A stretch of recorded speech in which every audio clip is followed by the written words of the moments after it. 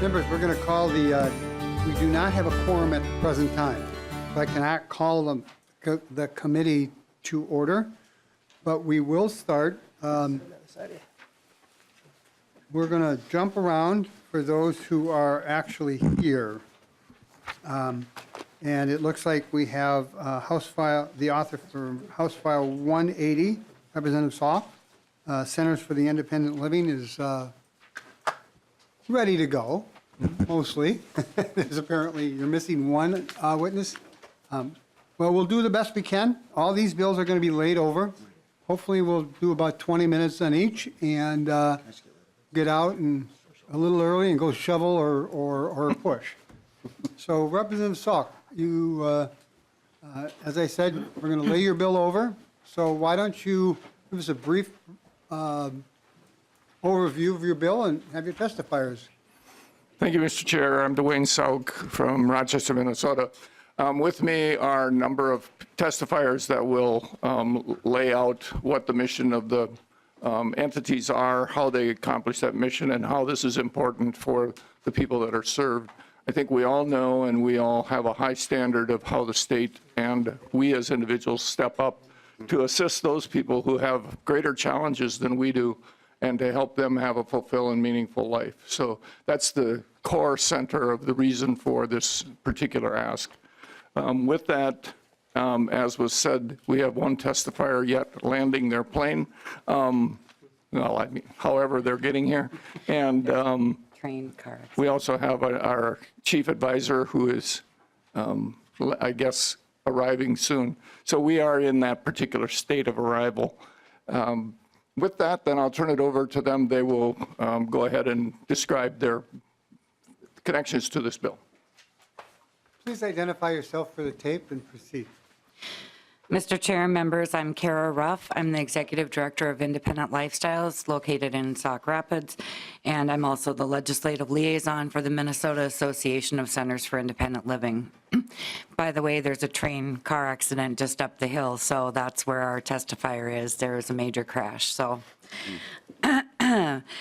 We are here today to ask for your support for House File, 180 for Centers for Independent Living.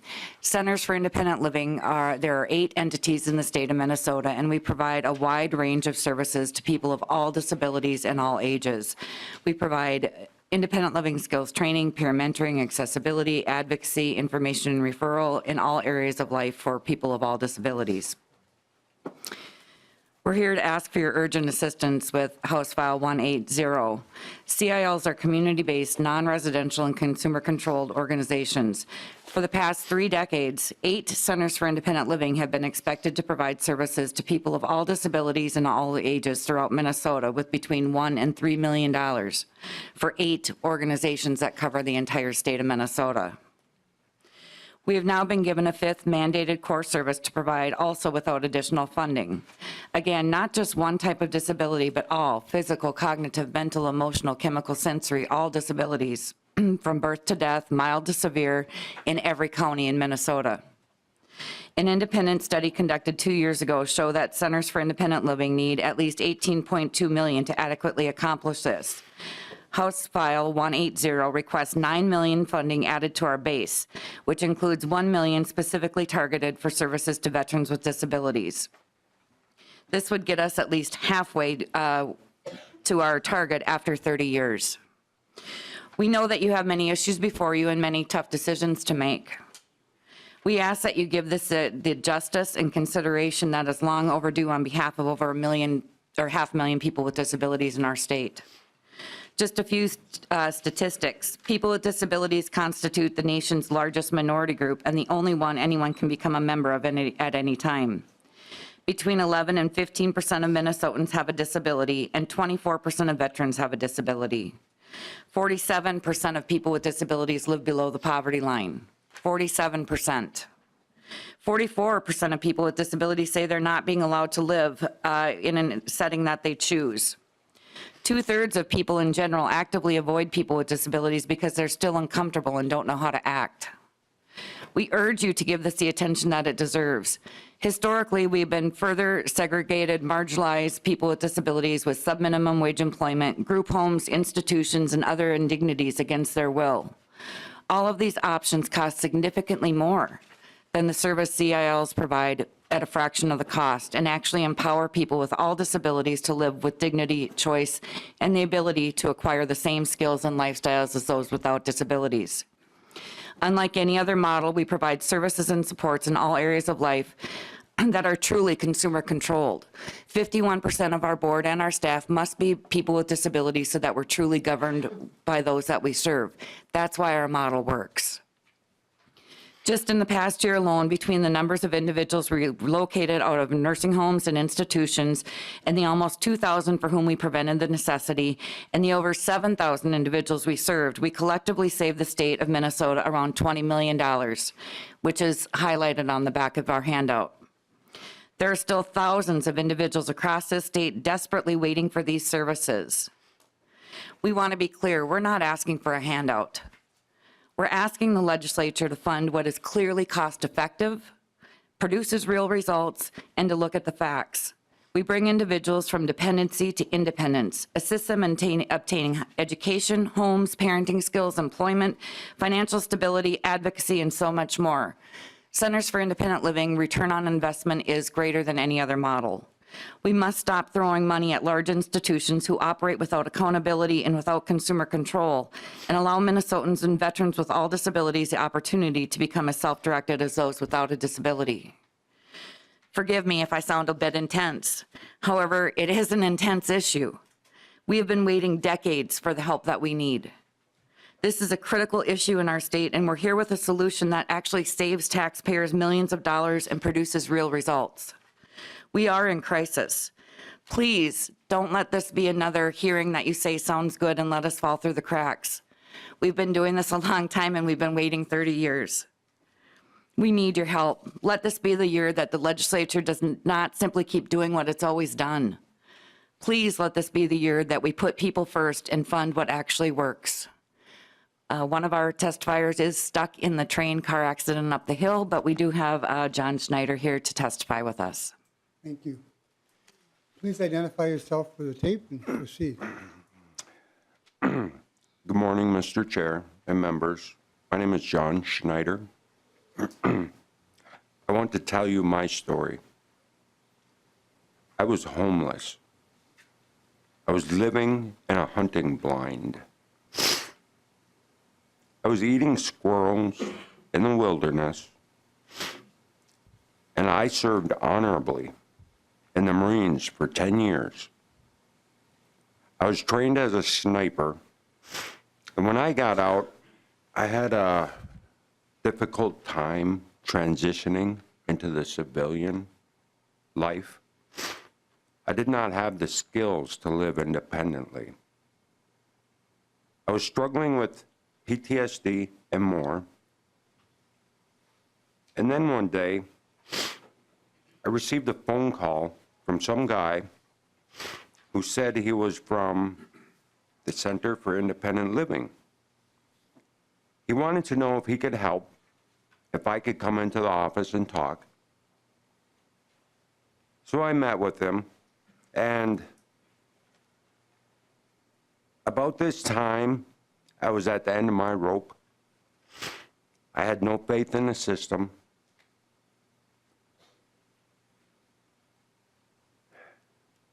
And little or no faith at all in myself any longer. And he wanted to know what were my needs and issues. You see, when an individual is continuously given handouts, we tend to lose the ability to help ourselves. So the first thing we accomplished was my housing needs. And less than a month later, I got into my own apartment, along with energy assistance, donated furnishings, kitchen items, and some cooking skills that they had taught me. Over time, I learned to advocate for myself, to get the medical treatment I needed, and to file for Social Security disability. the most important thing was I got my family back. My son lives with me, and my mother is again proud of me. I once again respect myself. And now, I'm in college, pursuing a bachelor's degree.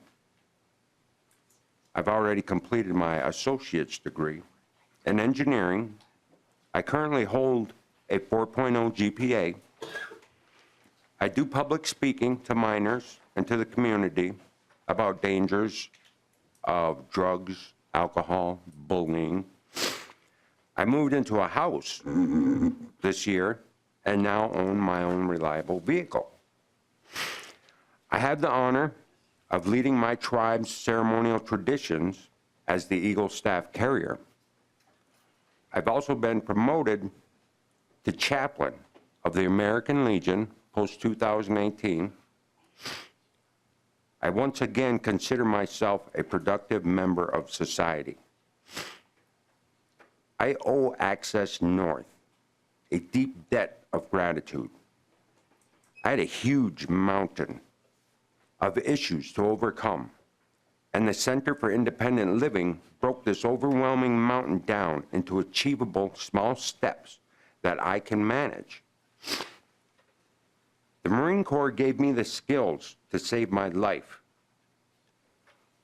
Minnesota Center for Independent Living taught me how to give that life back.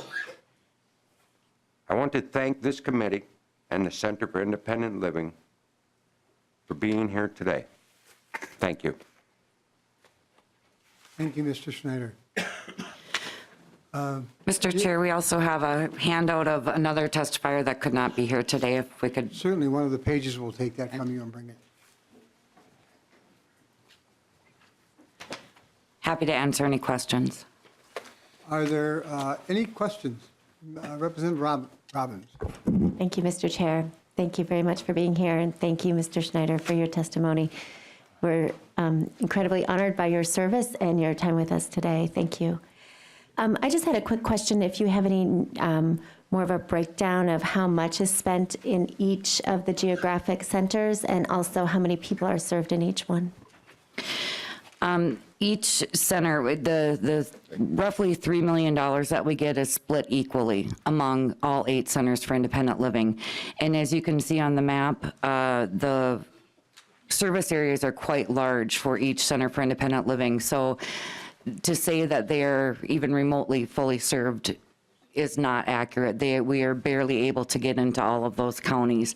The travel alone is huge, trying to bring services to the most remote areas of our state, where people with disabilities truly are living against their will without choices or options. So, yeah, it's the $3 million is split evenly for the 8 entities to share. And about how many people are served in each region? Oh, excuse me, Mr. Chair, sorry. I'm sorry. Did you have another question? Mr. Chair, a follow-up. Go right ahead. Could you say how many are served in each region? Mr. Chair, members, I don't have those numbers in front of me.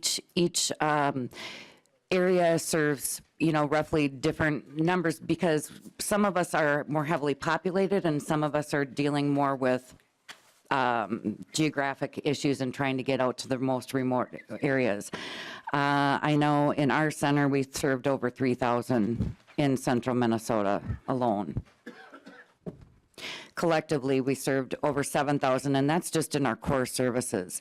Each Center for Independent Living provides a plethora of other services designed to be responsive to their each unique geographic regions. So beyond that, there's thousands and thousands more that were served.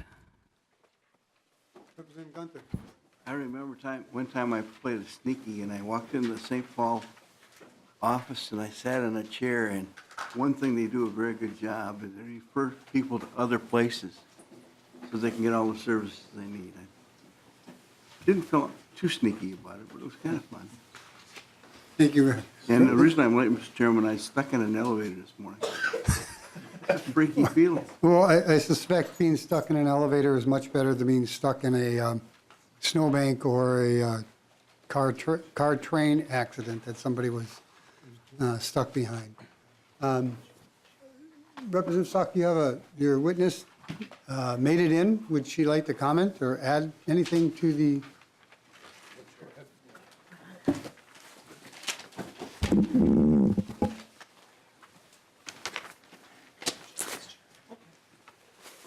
Hi, my name is Michelle Pelka. Please, yeah, thank you. Go ahead. In 2006, I was a young mother with a newborn son, working at a demanding job with a ton of civic activities. I was at the top of my game. Without warning, my life turned upside down. Out of the blue, I had a series of strokes that were near death. I spent over a year and a half in hospitals, nursing homes, and many institutions trying to recover and learning how to eat, walk, shower, exercise, brush my teeth, literally everything. My life no longer existed as I knew it. I then had to face life as a person with a disability. I became extremely depressed. I had so many issues to overcome, such as speeding up my brain to understand things like how to read or watch movies. Getting used to not feeling half of my body seemed impossible to manage or overcome. My son was then almost 2 years old. I had missed so much, him sitting up, taking his first step, his first words, his first birthday. My looming question was, would I ever be able to take care of my son, live on my own, or do anything? I didn't know what I was going to do. Thankfully, my social worker got me connected to Illicil, my independent living center in Sauk Rapids. It was the beginning of getting my life back. It was a different life because life had changed completely and I needed to be able to regain my independence. Naming a few things that my CILs helped me with were cooking when not being able to feel heat, organizing my home, remodeling my entire home for accessibility, remodeling my bathroom, adding a chairlift to get to the second floor, relocating my laundry room so I can manage my laundry myself, installing an outdoor ramp, sharing and communicating with my son, advocating for myself and my needs, advocating with doctors and knowing how to have them hear me, accessing my community, overcoming my extreme fear of falling in public. With support of my CIL and my family, I was able to start living in my own home with my son. After regaining my independence, I knew I had more to give. The CIL not only changed my life, I discovered it changes lives for many people. They set me on a course of success so much, so I knew I had to be a part of it. I set out to become an employee. Fortunately, in 2014, they hired me as a peer mentor. CILs are consumer controlled. 51% of the staff and board are people with disabilities. There is no other model like it.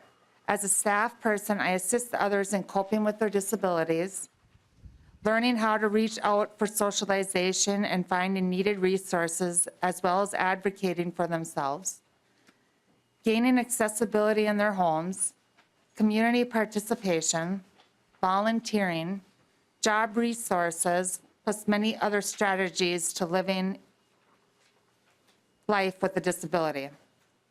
Work gave me the purpose and meaning. It has empowered me to be a contributing citizen and, more importantly, to share my purpose and passion with so many who are struggling.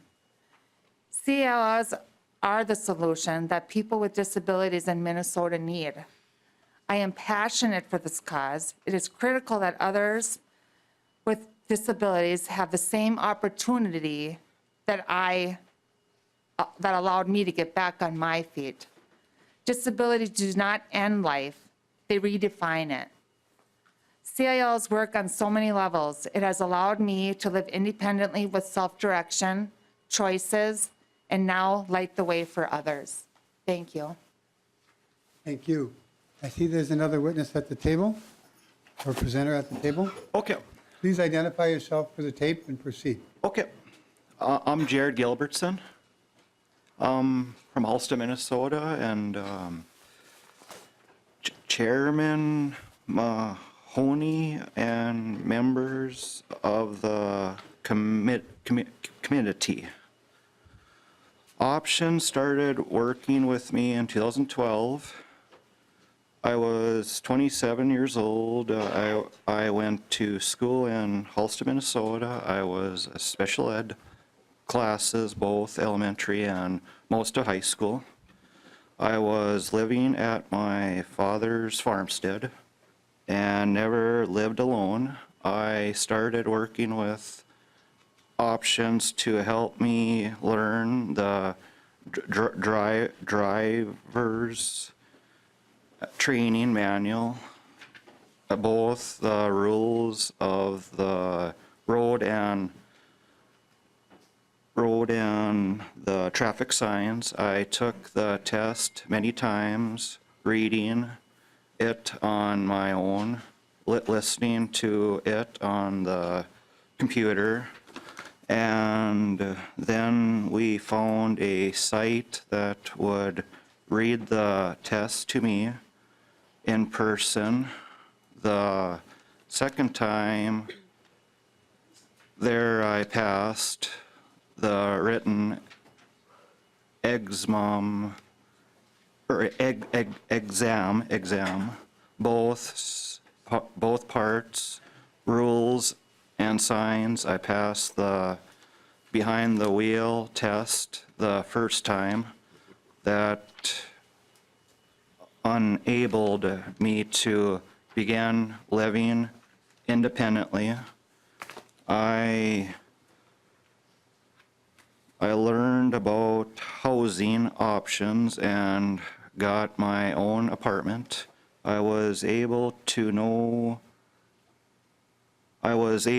now drive to the farm to work, and also allowed me to get a second job mowing other farm yards in the summer with my trailer mower and towed by my pickup.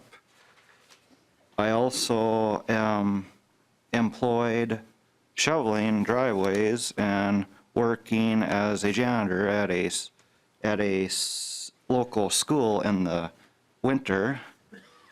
Options also helped me in budgeting a check, or writing and balancing my checkbook. We have worked on cooking skills, manual planning, and writing shopping lists. And that's it. Thank you, Jared. Yep, you're welcome. Members, are there any questions on this particular bill that would be laid over? Representative Sauke, do you have a few closing comments? I wanted to invite Pamela Tice to talk. She's carried this a number of years and the differences of majorities and that sort of thing.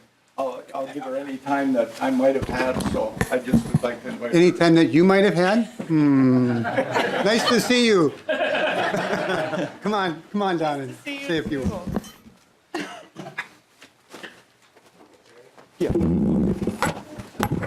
Thank you, Mr. Chair and members. I really do want to thank you, and I appreciate the fact that you're hearing this bill today. You've heard a lot about disabilities, but that isn't even half of what the Centers for Independent Living do. What they do is, and Kara has been, and the group in Sauk Rapids, St. Cloud has done, is they have a really nice banquet every year for celebrating abilities.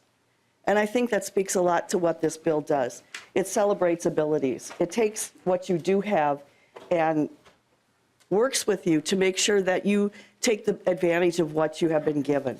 I can't say enough about the banquet. It's so cool.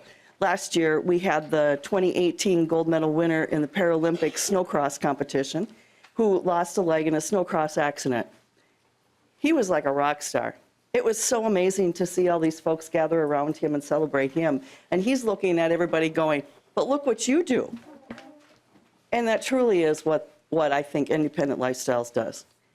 It looks at what the person can do, builds them up, gives them hope, gives them a life alone so that they can live independently. I don't want to say any more.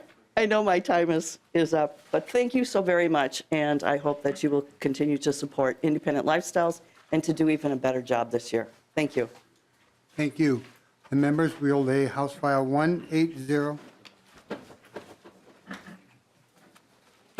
I guess I'm told I have to call us to order.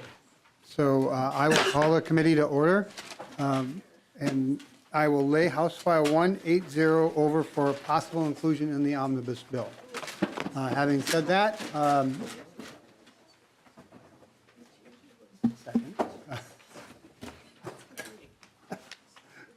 Representative Noor, would you like to move the minutes? So moved. Are there any additions or corrections to the minute? Seeing none, all those in favor of passing the minutes, please signify by saying aye. Aye. So moved. Or wait, I better ask, are there any, those opposed, same sign? Seeing none, the minutes have been approved. Let's see. Put all that together. Why don't we have Representative Koznick? I think you're up next.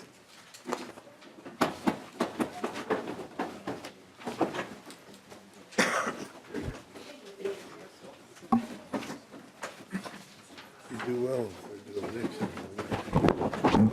Yeah, do it.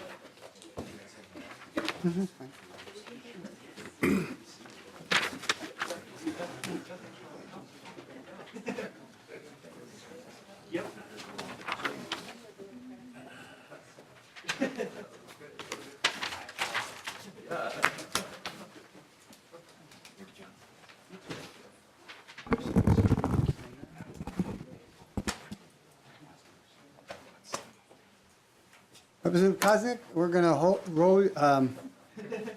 your bill over for possible inclusion, so if you'd like to make the motion and proceed. Thank you, Mr. Chair. I would move that House File 656 be held over for possible inclusion. So, please proceed. Thank you, Mr. Chair and committee members. I'm pleased to offer and author House File 656. It's an appropriation for a group called International Institute in Minnesota. Here in St. Paul, I had the opportunity to tour it over the summer and learn a little bit about what they do.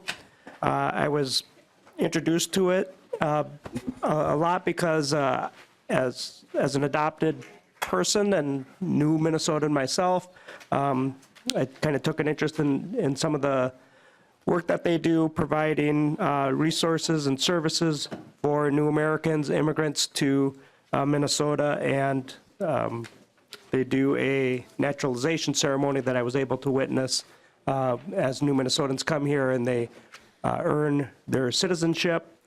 Met a gentleman that took him 20 years to finally become a U.S. citizen, and they had the ceremony there. But more importantly, it's the resources that they provide and the job training that's relevant to this committee for new Americans to be able to be self-sufficient and integrate into the Minnesota society. The Institute provides comprehensive outcome-based programs for refugee services, workforce development, immigration services, and anti-human trafficking services. And then I think also very important is integrated English language education. In doing some of my research, I found that immigrants who improve their English almost quadruple their income. About $10,800 per year income average for those with minimal English skills, compared to almost $41,000 per year income for those with improved English skills. And so that's a substantial increase in purchasing power, and one of the services that the Institute does. With us today, we have Jane Guatman from the Institute with a couple other testifiers, one of the students, and then an employer that uses and hires graduates from their training programs. For over nearly 30 years, the nursing assistant training program that they have helps over 2,700 new Americans become employed in nursing assistant and long-term care. Obviously, an industry that we have a need for workers, and a worker shortage. And 470 new Americans upgraded their careers from that in the healthcare field. In the 5 years since the hospitality career pathways started, another program that they have trained and employed over 225 new Americans in housekeeping and hospitality positions, marking the first jobs for many women in the program. And more importantly is with these two training programs that they have, for I think it's the long-term patient care program, they have a 94% retention rate after 1 year's employment. So people are learning a skill, getting a job, becoming self-sufficient, and are retaining, and employers are keeping these employees employed well over a year into that, which is a pretty high rate of employment after a year. So I appreciate your consideration for the bill, and have our testifiers come down and introduce themselves and tell a little bit about the International Institute.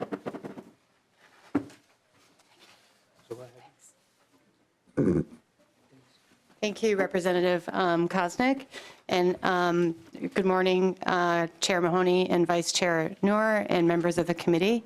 I'm Jane Grotman. I'm the Executive Director of the International Institute of Minnesota. And so I'll give you an introduction to the Institute and also then talk specifically about our workforce development work.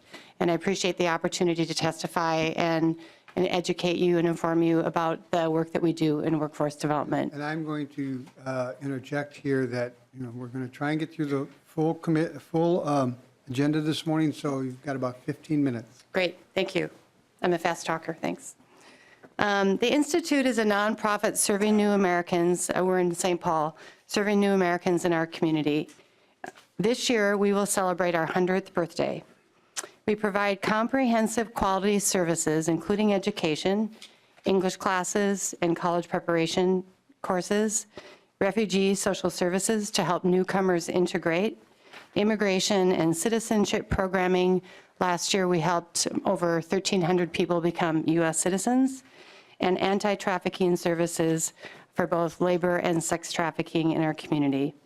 We also operate the Festival of Nations every year, which is the largest multicultural celebration in the Midwest.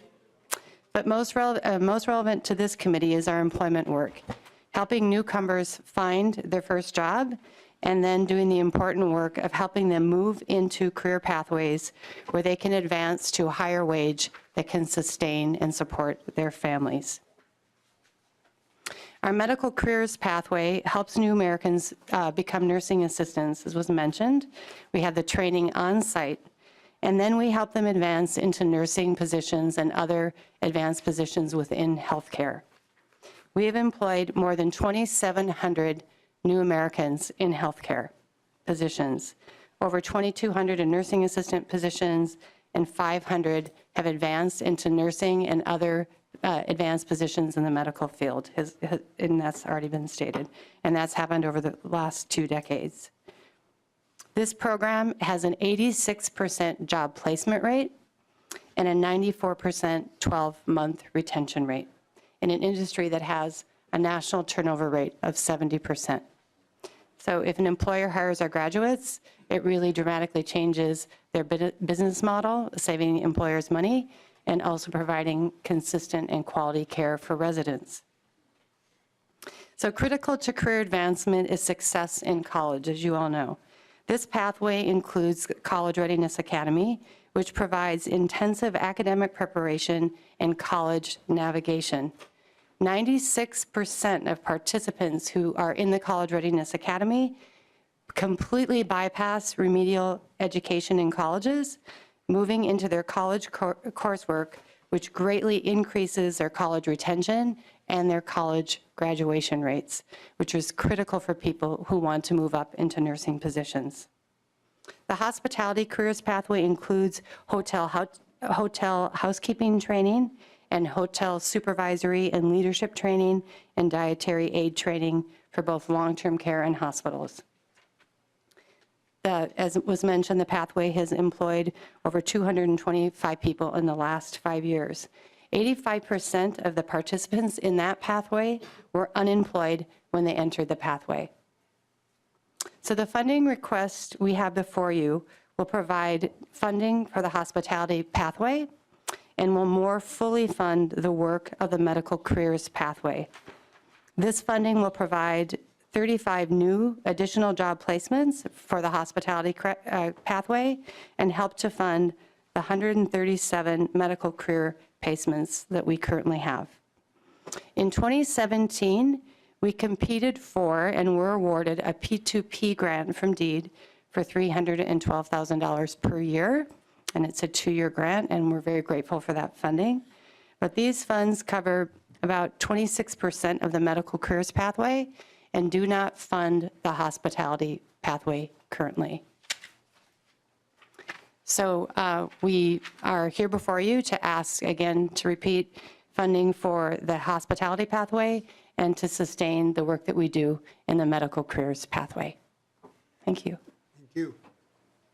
To the next testifier. Hello, my name is Denise Sheets, and I am from Presbyterian Homes and Services. We are an employer partner of the International Institute.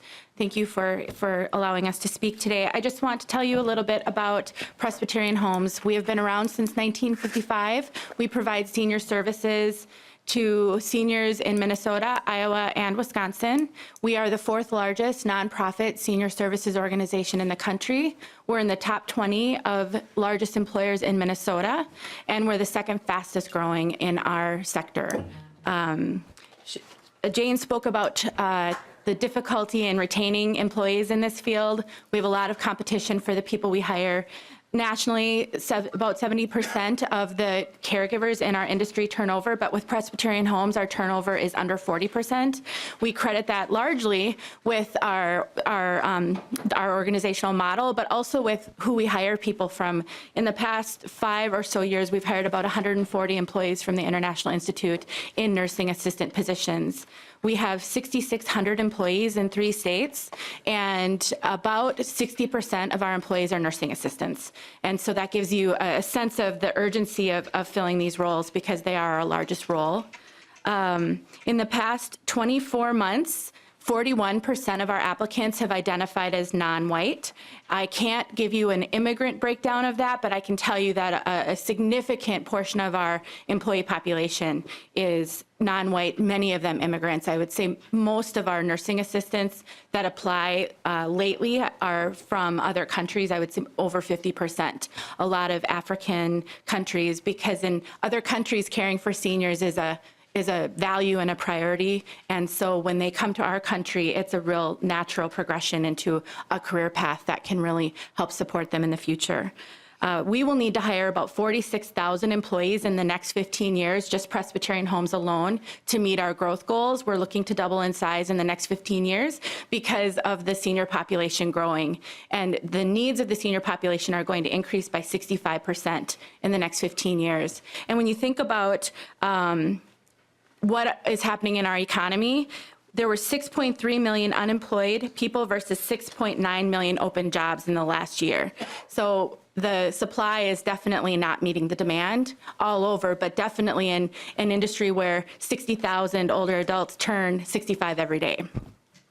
And just to talk a little bit about the people that we get from the International Institute, their employees are really dedicated to improving themselves and growing their career. We have a very robust scholarship program, and we currently are on par to give out $1.5 million in scholarships this year to our employees for various things, but a lot of those are nursing scholarships.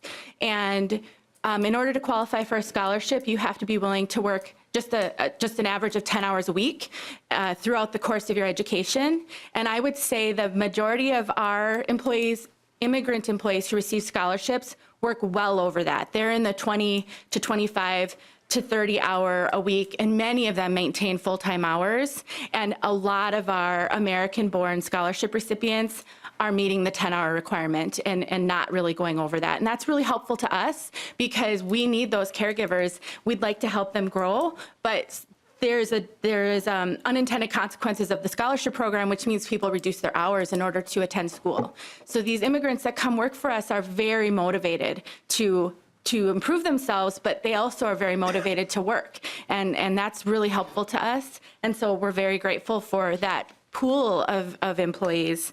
And another thing I wanted to just mention that our applicant numbers are currently about 200 below what we need them to be every month in order to meet our openings. So, and we're just one example of that. We're very blessed to be so large that a lot of people know about us and we have great name recognition in the industry. For smaller organizations that don't have that, they're struggling a lot more and there are nursing homes closing because they can't fill their openings.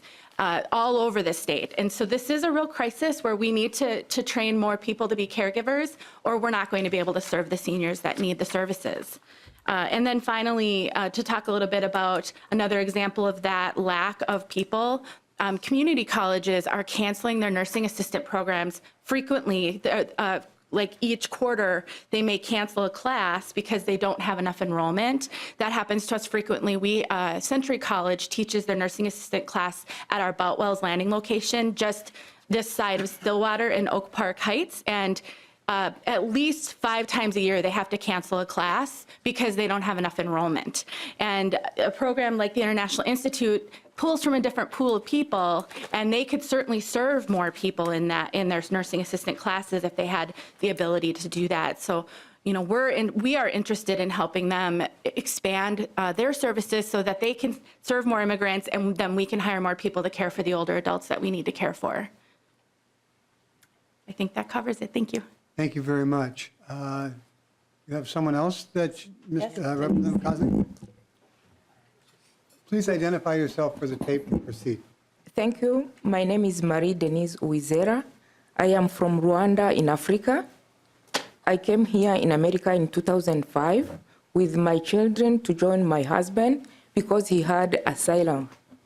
So when I came, now I work at in a nursing home at the Link Brumiston Care Center in St. Paul for 13 years.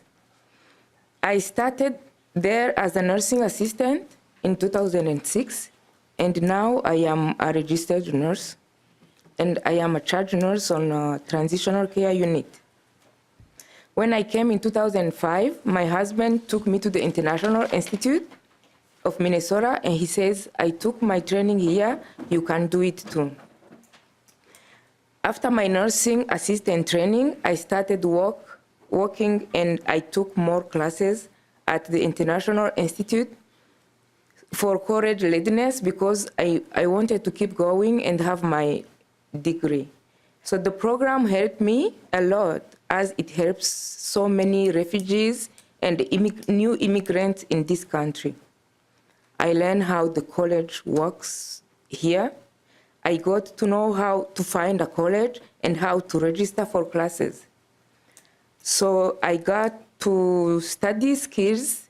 I have so many study skills at the International Institute that I needed to go to college. Then I started at St. Paul College. It was easier for me, and every year I was on the dean's list. I graduated as a licensed practical nurse in December 2008 at St. Paul College. Then later I said, I can make it, I keep going. Then I went to Minneapolis Community and Technical College, where I graduated as a registered nurse in 2015 with my associate degree. So the medical career pathway I followed at International Institute helped me a lot during my schooling, and they provided financial help and emotional support while I was in college and during my early employment. So I did not have any problem getting college books when I was keeping going to them, and I was confident in what I was doing, and I was able to succeed. Thank you. Thank you for your testimony. I appreciate your time and energy here. Did you have one more? Mr. Chair, just with the effort expounded due with the weather, we have one more testifier. I wasn't aware of it. I told him 1 minute. Take that off your next bill. Thank you.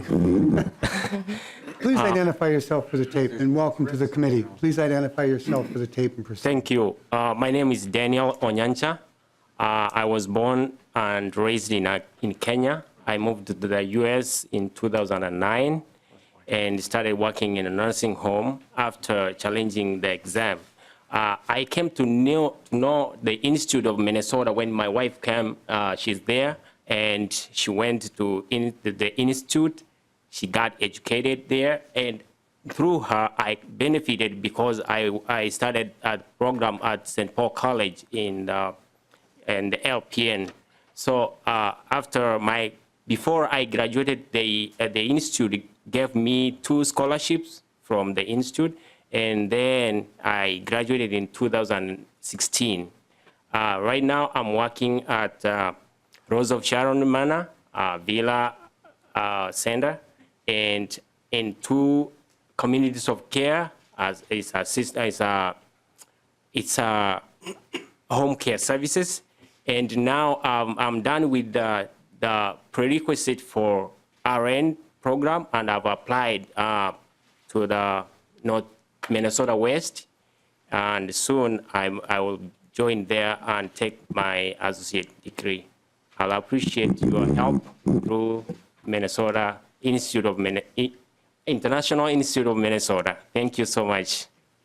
Thank you for your testimony. We really appreciate you coming in this morning. We know the traffic's been a little crazy. Does that conclude your testifiers? That does conclude our testifiers. We'll take any questions. Otherwise, I'm happy to renew our motion. Are there any questions for the representative or his Representative Noor?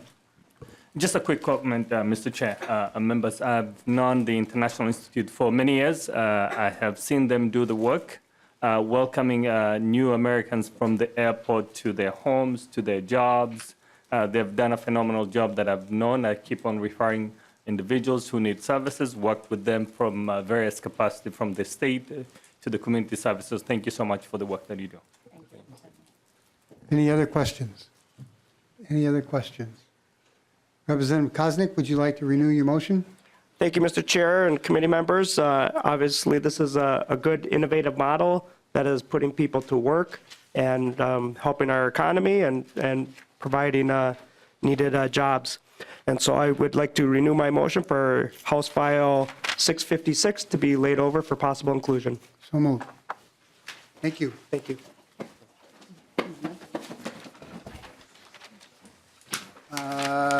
Let's see, who's next here? House File 369, Representative Albright.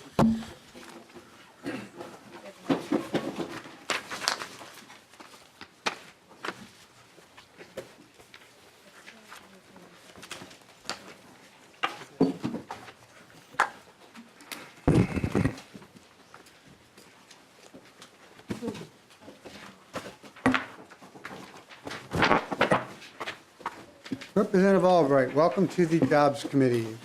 Mr. Chair, thank you for the invitation. I think you were on this committee at one time. Mr. Chair, I served in the minority my freshman term with you as chair, and it was probably the highlight of my term from 2013 to 2014. I learned a great deal, and I have used those tools to great advantage since. Wow. Yeah, man. Might I say any more? Come on. You give me 20 That's minutes enough. to stop talking about you like that? Yeah, that's enough, sir. I am Minnesotan. I'm a little embarrassed when people compliment No, that's me. quite all right. I'll keep talking about you then. All right. You have House File 369, and I'll move 369 for you for possible inclusion in the omnibus bill. Thank you, Mr. Chair. Please proceed. Thank you, Mr. Chair. Members, I will be brief. I know the time is short, and you have a couple of other bills that are pressing upon you this morning as well. Today, I want to talk about technology and how Minnesota can support our emerging science and technology companies. The state has an R&D tax credit and an angel investment credit. which are certainly important for helping technology companies grow, develop, and thrive. And we should do what we can to support and strengthen those programs. There are other ways, however, that we can help Minnesota science and technology companies develop, and that is by leveraging state funds with federal research funds. House File 369 establishes a state matching grant program for companies that receive funding through 2 competitive federal programs that support research and development and technology commercialization for small businesses. Let me just be clear that our definition of small businesses are those with not more than 500 employees. I have 2 testifiers. I also have a representative from the Minnesota High Technology Association, Mr. Duckich. I will remove myself from the conversation so they can speak more eloquently to the subject at hand. Thank you, Mr. Chair. Thank you, Representative Albright. Please identify yourself for the tape and proceed. Mr. Chair, members of the committee, for the record, my name is John Dukich. I'm with the Minnesota High Tech Association. I'd like to thank Representative Albright for authoring this bill, and you, Mr. Chair, for spending some time today discussing science and technology innovation in Minnesota. And as Representative Albright mentioned, a state matching grant program is important for encouraging innovation and growth in Minnesota's science and technology ecosystem. Currently, 16 states, including Iowa and Wisconsin, have a matching grant program that supports science and technology innovation in those states. And since 1983, more than $660 million in funding has been competitively awarded to more than 150 companies across Minnesota, from Winona to Rochester, Duluth, and the Twin Cities. And an SBIR and STTR matching grant program is important because it helps take technology concepts to commercialization. And Minnesota has had a number of success stories over the years, and these include companies like NVE Corporation, Surmotics, CyberOptics, Hisatron, and Data International Sciences, a couple of which... If I could stop you for just a moment. Yes. You might want to share with the committee what those acronyms mean. Oh, we did not define the terms. I'm sorry about that. So SBIR is the Small Business Innovation Research Program, and STTR is this, I'm sorry, something in my eye, is this Small Business Technology Transfer Program. Those are 2 federally funded programs. They're funded at $3 billion this fiscal year and are meant to encourage science and technology innovation in small businesses. They're federally funded through 11 federal agencies such as the Department of Defense, NIH, the National Institutes of Health, National Science Foundation, and others. They go directly to the companies. They're non-dilutive funding, meaning they don't take an equity stake in the companies. They simply support the research and commercialization activities within those companies. And as I mentioned, we've had 150 Minnesota companies that have received funds from the SBIR and STTR programs, $660 million since 1983. Please proceed with the rest of your testimony. Thank you. So there are just a couple of points that I want to make about why this funding is important. Then I have a couple of companies here who have used the program and can talk about their experiences with it and why a matching grant program would be important. But the federal review process for these grant applications is rigorous. They're reviewed by a scientific panel of experts, many of whom have advanced degrees or industry expertise. And each company seeking funding must demonstrate scientific excellence, a strong technical team, and a strong commercialization pathway for selected funding. Now, about 15 to 20% of these grants are successful on the first round of funding, and this is important for helping secure additional follow-on investment from angel investors or venture capitalists, because the follow-on investment can take time. So a matching grant program helps provide a bridge between the funds that they receive at the federal level and any additional follow-on investment that they might receive through angel investors or venture capitalists. And so we have a couple of folks here to share their experience with the SBIR and STTR programs and the impact that a matching grant would have on companies like theirs. With your, We could get them to the table.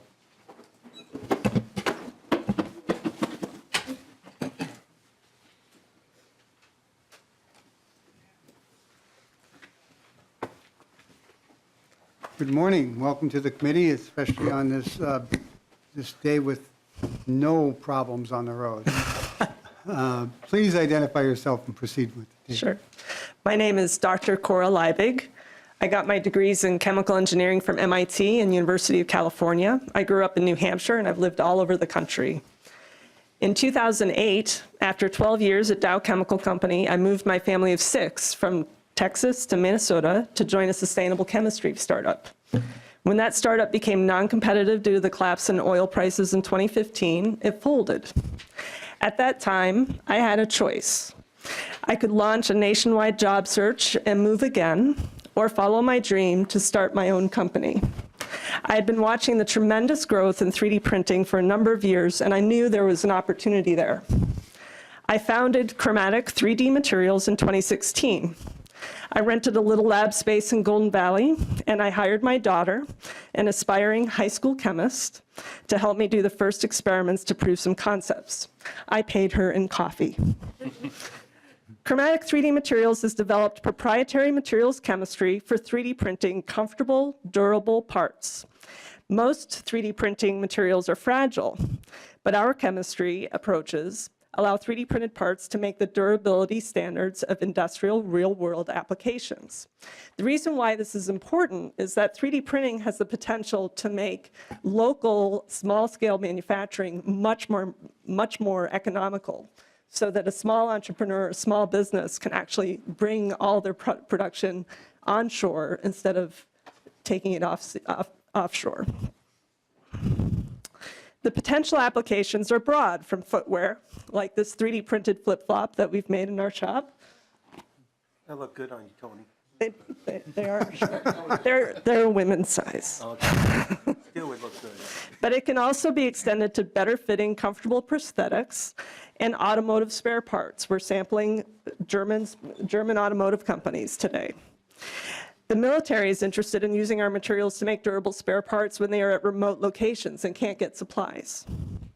One of my first stops in 2016 in building my business was a visit to Pat Dillon at the MHTA to learn about whether we might be eligible for SBIR grants. She gave us an enthusiastic, "You betcha," and I enrolled in one of her classes to learn how to write grant applications. Since then, we submitted 5 proposals. In 2017, we won a $225,000 Phase 1 grant from the National Science Foundation. In order to win this grant, we had to show how our technology concept was viable, why it was important in the market, why it was a breakthrough, and how it was proprietary. We needed to show how the technology development could not only help us take the technology to market, but also explain how the technology could help us grow a business that could have revenues in the tens or even hundreds of millions of dollars a year. This grant came at just the right time. I had 3 employees and was reaching the end of our initial friends and family investment. To keep the company running, I was contemplating asking my mom if I could borrow money from her retirement and put her retirement at risk. Winning the Phase 1 was a lifesaver. The SBIR grant allowed us to advance our technology from a basic concept to a proven technology. In short, being able to print the flip-flop you see. We were able to advance from trying to print our materials with adhesive dispensing equipment to controlled printing on advanced 3D printers, and to generate the data to prove that our materials have the necessary durability for industrial applications. Our Phase 1 results even caught the attention of the Ford Motor Company. At the end of the Phase 1, we had attracted enough customer interest that we were able to win more than $1 million in investment from corporate and international investors. In 2018, we applied for a Phase 2 grant, which will be a $750,000 award, and we are in the final steps of grant approval.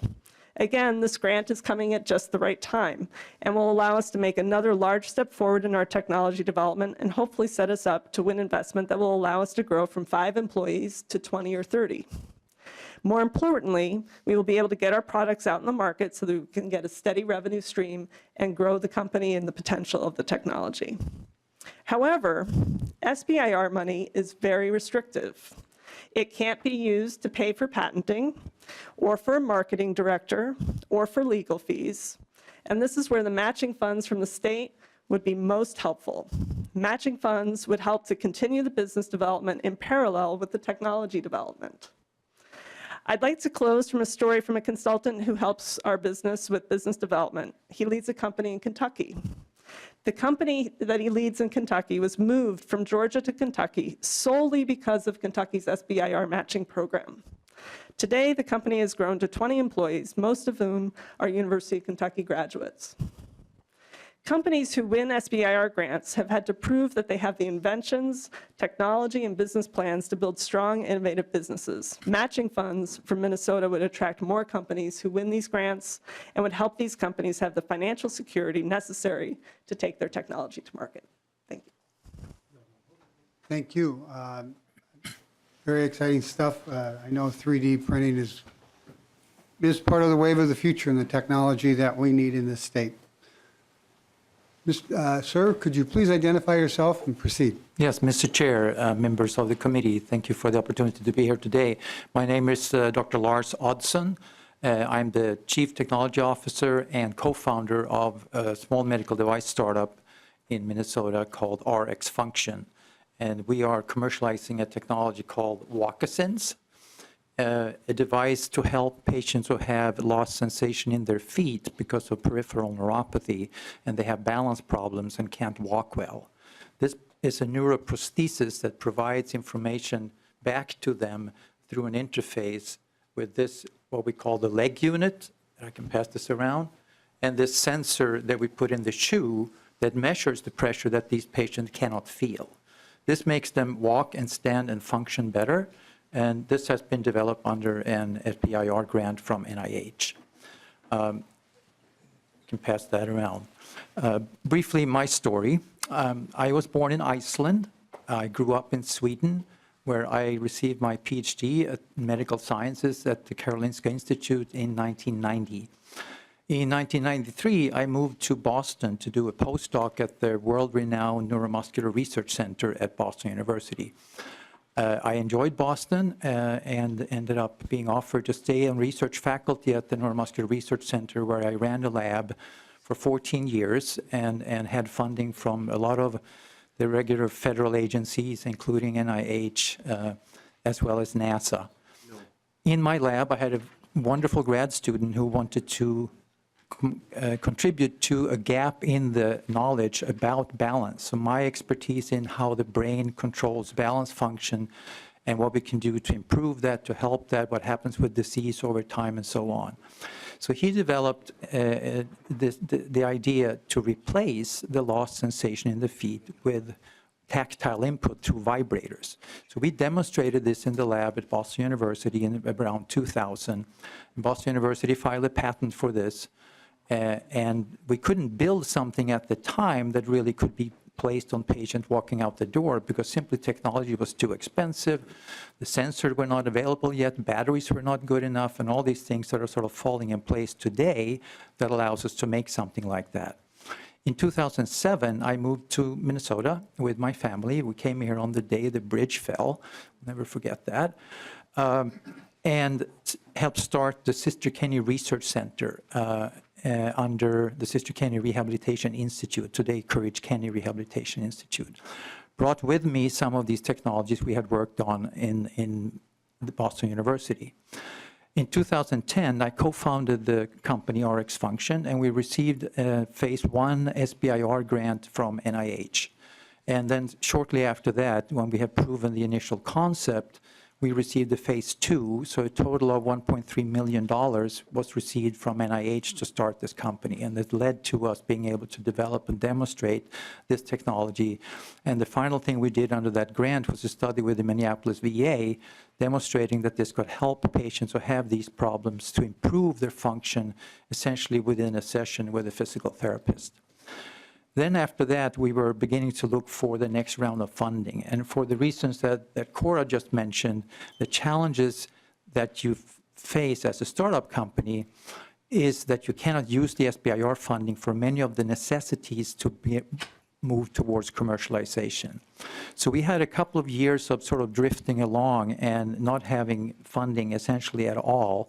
We were 3 individuals. It was myself, it was an engineer who was a student from Sweden, who's now staying here in Minnesota, married a girl from Minnesota, and is still an engineer in the company.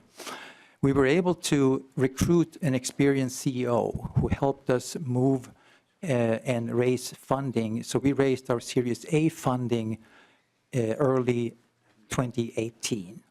But the gap that we had from 2016 to 18 would have benefited and been sped up dramatically by the type of funding that we're here to support today through this bill. And in the meantime, we were hanging out in my co-founder's backyard. He had built a shed, which acted as our office for almost 2 years. And we built great relationships in the rich ecosystem of medical device technology in Minnesota, but we needed the funding. So now we are a small company with 10 employees, and we plan to go to market with this device in the mid-year.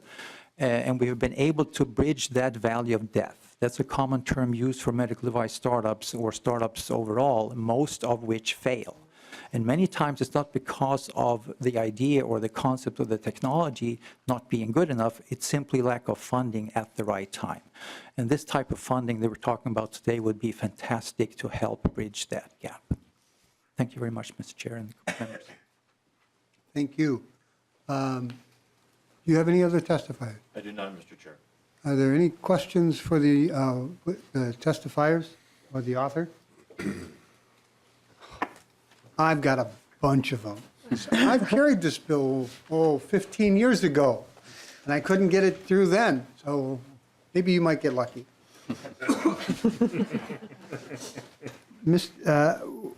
I'm going to ask the representative from the High Tech Association to come back to the witness table. Although, for those of you who don't or had never heard of the Valley of Death, so many of our small companies fail in that time frame right between when they have run out of family funds and gotten the angel funds to help them stay afloat and grow. You spoke to the fact that there were 150 SBIR or STTR awards in the state of Minnesota, and that Iowa and Wisconsin both have matching funds. How many awards did Iowa, or more likely Wisconsin, which is much more, it's not quite at our level, but it's close enough for me to use it as an example? Chairman. Please identify yourself. Yes, I'm Pat Dillon, and I'm the director at MHTA that works with companies like RX Function and Chromatic 3D Materials. So Wisconsin and Minnesota are very close as far as the number of awards and dollars that are received each year. However, Minnesota does do a little better job. And I used to work in the Wisconsin program for 8 years. And they do a great job, and it's great that they have a matching program. And like you, I would like to see a matching program for these companies. Ms. Dalton, if I might ask, what is the average match that Wisconsin, do they do an actual dollar-for-dollar match, or is it a percentage, or? It's $75,000 for phase 1. And I don't know if they fund anything at the phase 2 level. Wisconsin does have a technology council, if I remember correctly, that advises their legislature, doesn't it? That is correct, yes. Okay. I could have a whole bunch more, but I'd be over my 15-minute, 20-minute limit. Do you have any final words, or are there any other questions? Mr. Chair, thank you for the invitation to support your bill from 15 years ago. And together, I hope that we can accomplish great things for Minnesota. And with that, members, I thank you for your time this morning. Thank you, Representative Albright. We'll move House File 369 for possible inclusion in the omnibus bill. Thank you, members and chair.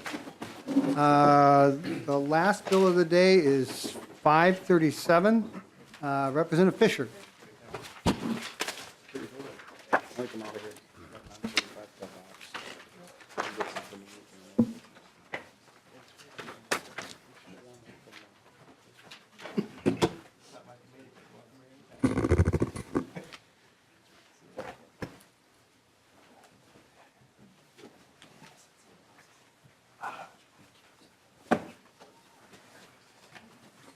Representative Fischer, I will move your House File 537 for possible inclusion in the omnibus bill.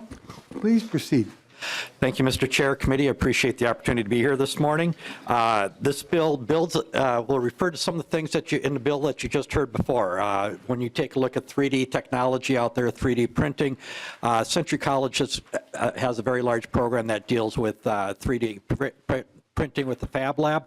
They also have a very large prosthetics orthopedics program. What they want to do is marry the two together, and this is what this bill would do. This would be an opportunity to have a first-in-the-nation combination to make sure that they have a product that comes out that helps deal with the issues in the orthopedics and prosthetics world.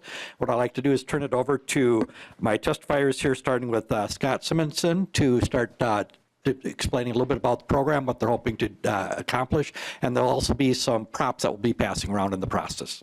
Thank you, Mr. Representative Fischer. Please identify yourself for the tape and proceed. Mr. Chair, members of the committee, my name is Scott Simonson. I'm the director of the Engineering Fab Lab at Century College. And with me are two of my colleagues, Chad Smith and Joanna, and I'll let them briefly introduce themselves. My name is Joanna Kenton, and I'm a certified licensed orthotist, prosthetist, and instructor at Century College, Minnesota. Thank you so much for having us. Hi, my name is Chad Smith. I'm a certified and licensed orthotist and pedorthist and instructor at Century College. Thank you.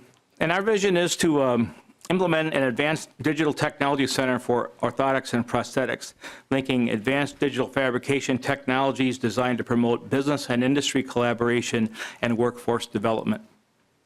So what exactly are orthotics and what are prosthetics? An orthotic is actually a brace that is designed to support or stabilize or correct misaligned extremities or the spine. A prosthetic is a device that is actually an artificial limb that's designed to replace a missing limb or partial limb. We are lucky to have in our very backyard here in Minnesota, Century College. The Orthotic and Prosthetic Technician Training Program is the first and longest standing in the nation, starting in 1974. The orthotic and prosthetic programs are designed in a career ladder approach where a student can graduate from a certain level of training to gain employment as well as to move on to the next level. So they can start at the technician level, which focuses primarily on the fabrication or the building of the device, the repairs of the device, and then they continue on to work with direct care with their patients in providing direct care as an assistant or a orthotic and prosthetic practitioner. We are also lucky to be one of 6 technician, orthotic, and prosthetic programs in the United States. Century has a unique partnership with Concordia University St. Paul, which makes us the only program aligned as a career pathway from the very beginning as a technician all the way up to master level needed practitioners.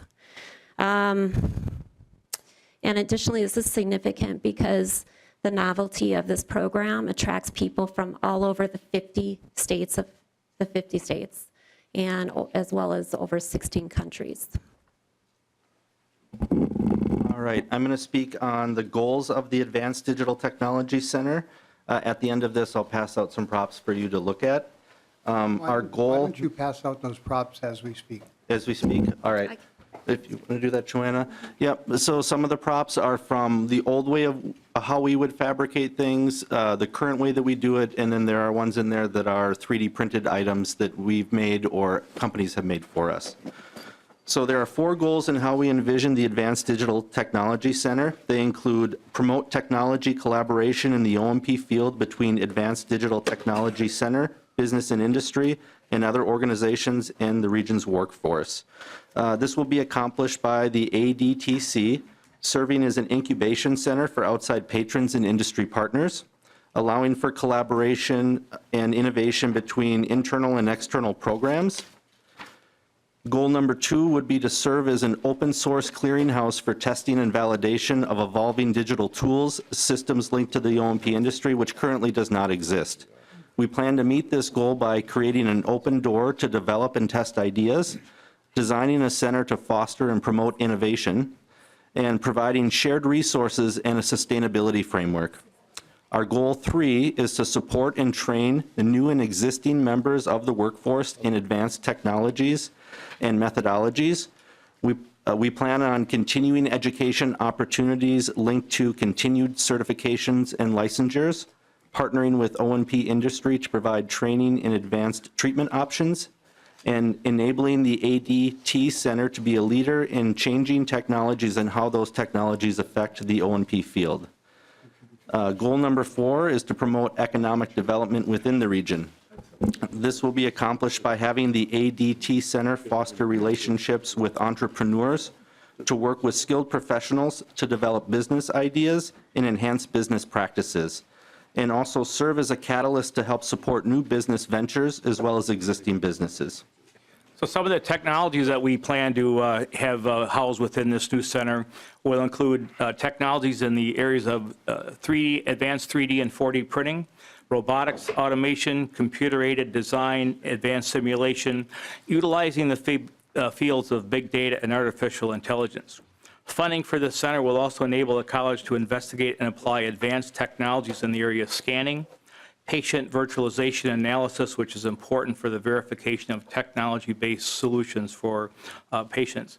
The center would also enable to have a centralized location of modern tools linked to the rapidly evolving material science field, techniques that would also be available to other R&D and startup companies, some of who you heard testify earlier today, other businesses, educational institutions, and potential startups who are looking to get into this new and exciting field. So the field of orthotics and prosthetics is not a mainstream career, just like a nurse or a physician. However, the most recent U.S. News and World Report recently ranked orthotics and prosthetics as #1 at the top 100 best jobs in the United States, and also #5 in the best healthcare support jobs. O&P graduates have experienced 100% employment upon graduation, and the growth rate in this field projects a 22% increase from the years 2016 to 2026, which is much faster than the average growth. Also, 75% of the working O&P or orthotic and prosthetic professionals working in Minnesota have received their training at Century College. They remain local.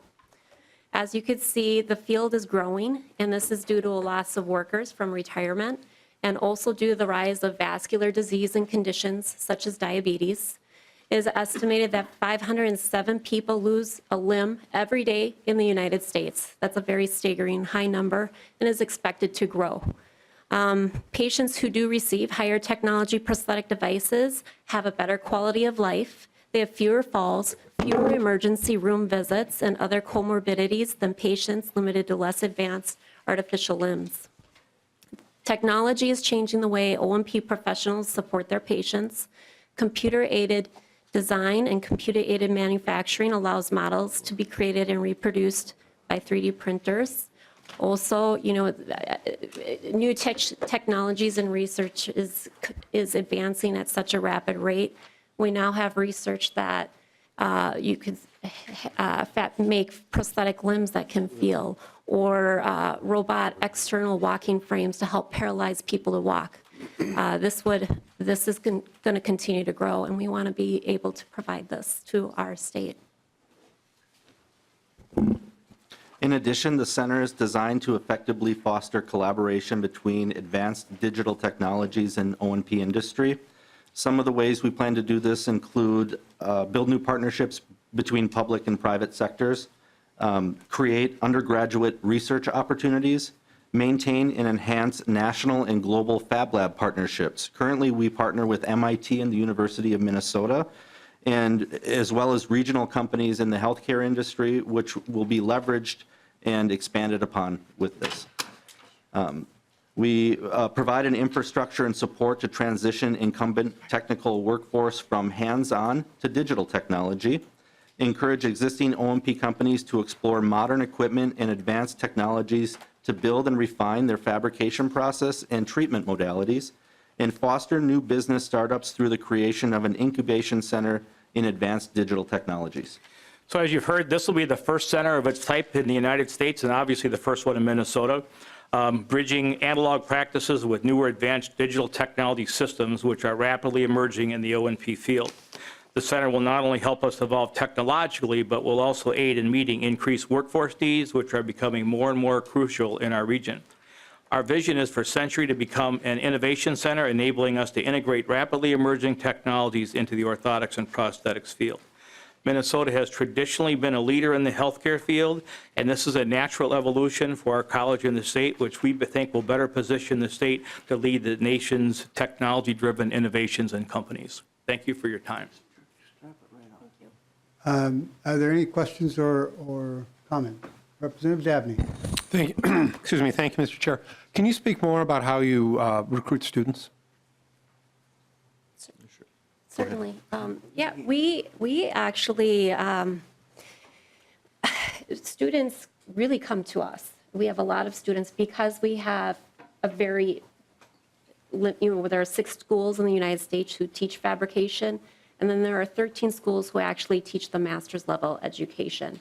So there are very limited schools in the United States who teach this. We are trying to develop more additive manufacturing in our curriculum and giving them these opportunities such as this to enrich their education and to be of value to orthotic and prosthetic providers across the United States. Chad, do you want to add to that? We've had active ad campaigns with marketing across the country of billboards, commercials and some things. We had a large grant that came across about 4 years ago that helped us with that process. It linked us to the other colleges in the United States to make the United States more aware of the O&P profession. And many of our students actually get interested to our field because they know someone in their family or they themselves had need of a device at one point or another. We kind of were in the past considered the hidden profession. Not many people know about us until you find need of us. We're also building a lot of pathways with high schools. We deployed a new additive and digital manufacturing program a couple of years ago, and that's going quite well. Recruitment is a very important concern for colleges all across the region. But, this is a field where a lot of people don't know what they don't know unless they have somebody that helps guide them or mentor them or give them some insights. We also think having a center like this would also make us a lot more visible. We'd have a lot stronger business industry partnerships. Those business industry partnerships would reach into high schools and reach into other populations to recruit students. So with the rising age of the population, with more and more need out there, we're going to need to recruit people. So this is a very active part of what this center would be involved with. And also with our program being 45 years old, we do have a precedent. We have not had to cancel any courses due to low enrollments, unlike what was previously mentioned at another talk. So. Thank you, Mr. Chair. Representative Haley. Thank you, Mr. Chair. Thank you for your presentation. I just wanted to share with the committee members, I had the opportunity to tour this summer, and it's a fabulous program which you've already established there, and the Fab Lab, so if you have a chance to do that. I'm a proponent of this bill. I think we need to do more of this at the state level. We need to be strategic and innovative and fund these programs that not only will help this particular industry, but as the testifier said, additive manufacturing is the next wave. Last biennium, we had an opportunity to fund a cybersecurity program that did not pass, but I think it's example, again, of we need to think big. We need to take some of these bold moves, and I see the benefit for the entire state. So thank you for bringing it forward. And again, it's just more of a comment than a question, but question here, just how does this fit into Minnesota State's overall request for funding for the state of Minnesota, and maybe you can talk a little bit about that bridge. Yep, Mr. Chairman, Representative Haley, this is separate from that request, so this was outside of the Minnesota State bonding request. And what I think one of the things that differentiates is that this is really focused on workforce. So it's, even though it's at a college, but our approach is to take these partnerships that we've established with MIT, the University of Minnesota, the med device manufacturers, and really focus on workforce needs within the region. So that's where there's a little bit of a differentiation. I have a couple of questions. How many students per year do you bring through the program or through the course of the program, whether it's a 1 year or 4 year? In any 1 year or at any time in the program, we can have upwards of 100 students. And that's all across all different levels of which we have, at the technical level, the assistant level, and then the practitioner level, which is our partnership with Concordia. So we operate 2 shifts of technician and assistant level, which can give us around 60 students. And then our upper level OPC, it's a clinical applications level, gives us an additional 24, and then we have students out there at the master's level. And then, how many companies in the state of Minnesota do this particular type of work? Can you speak to that? You know, I would say at least 20 companies in the state of Minnesota. Some are large hospital institutions. We have the VA right here in Minneapolis. We have small orthotic, family-owned prosthetic shops, some that have been operating for over 100 years. Minnesota is certainly a well-established in this field. And one other thing to consider perhaps is there's something like 920 med device manufacturers in the state of Minnesota. I think that there are some crossover technologies that we would be implementing in the center which would have implications for a lot of these small to medium-sized med device manufacturers.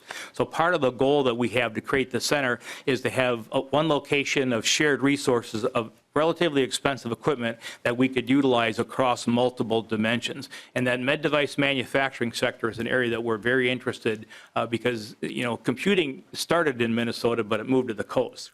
And one of the reasons that it moved to the coast was we couldn't deal with the workforce need. And so I think it's important for the state of Minnesota to realize the opportunity and to get in front of some of these things. And perhaps our vision is a little bit bold, as Representative Mahoney indicated, but we feel very strongly in establish strategic frameworks to advance our programs to meet the regional and national needs. And so we hope to accomplish that through this funding. And I think it was Representative Haley that had that bold vision there. Which is nice to see. One final comment, and then I'm going to move to lay your bill over. When I first started as a pipe fitter, there was a member of our local who had one of those hooks without the rubber. The best fitter, because he could never burn his hand. He could grab anything with that hook, and he did. So, seeing no other questions or no other comments, I move to lay House File 537 over for possible inclusion in the omnibus bill. And I have one other announcement today. Thank you for your testimony, by the way. I have one other announcement today. Representative Stevenson's loan bill is coming back. We need to have a fiscal note. So there, we will add it. What day are we adding? Once we have the fiscal note, we'll bring it back and add it to the end of the day and try to keep everybody moving here. So, any other comments or announcements? Comments or announcements? Seeing none. We are adjourned.